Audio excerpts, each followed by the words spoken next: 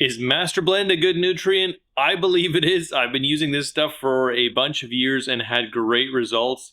I'm going to go and do my best to answer any possible questions that you could have when it comes to using this. I've used a lot of different hydroponic fertilizers and other fertilizers, and this has just become my go-to, as you can see by the quantity that I keep. This stuff works great for just about any type of fertilizer. It doesn't matter if you're using drippers, if you like the Kratky method, if you're just going to water on the garden with your garden plants, if you're using coco coir, or whatever method that you're deciding to grow on, this stuff just works great. If you're growing stuff other than tomatoes with this one, don't fret. You can just buy the tomato formula, change the dilution ratios with water, which we'll get to in mixing later on in the video.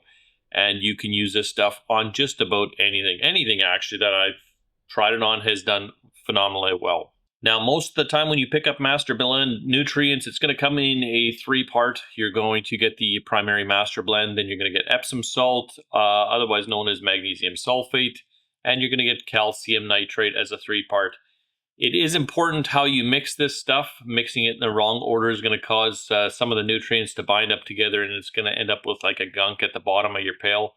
I'll show you how to do that in the safest way possible so that you're not going to get any nutrient binding in your solution. So most of the time it's a 3-part. Sometimes you can get this stuff in a 2-part, which is essentially just these two mixed together done by Masterblend, but it is still the 3 parts.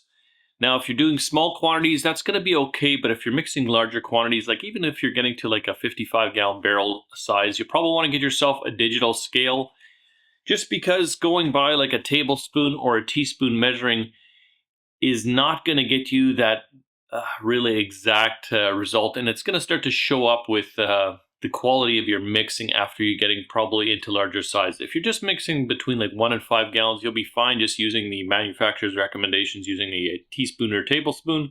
But larger quantities, definitely invest in a scale, and they're not much. They're like 15 or 20 bucks or something. I'll see if I can find this exact one on Amazon and leave a link below.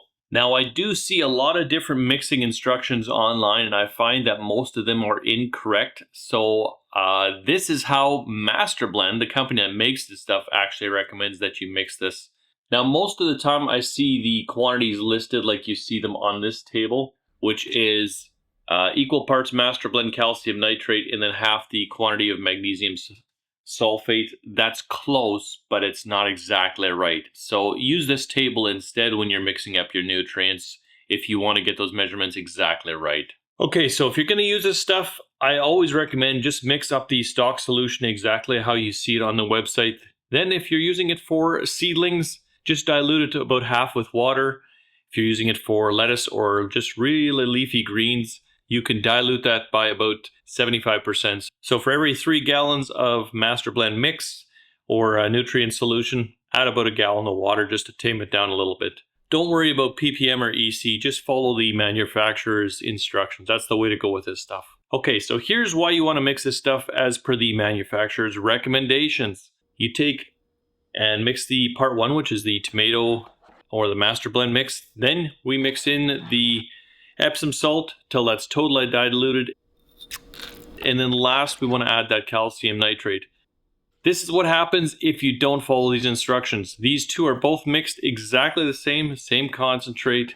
One is mixed properly, one is not. Same nutrients, same quantities, but as you can see, not all of it diluted. And there's this kind of a film or residue left on the side of the bowl.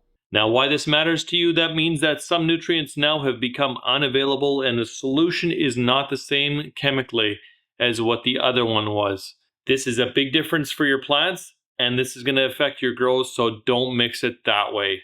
So if you're using this for hydroponics, the ideal range for pH is between 5.5 and 6.5.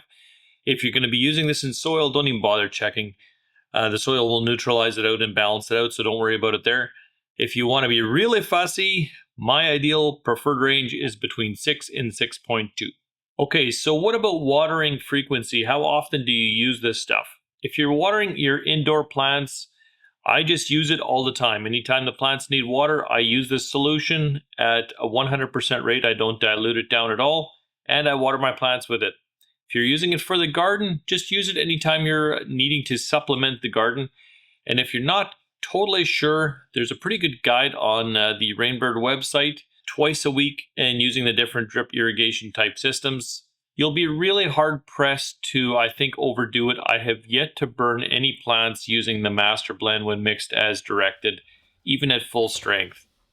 I've had a ton of success using Masterblend. Hopefully I've done the best job I can here to answer all of your questions, and you too can grow these freakishly massive pieces of produce like this.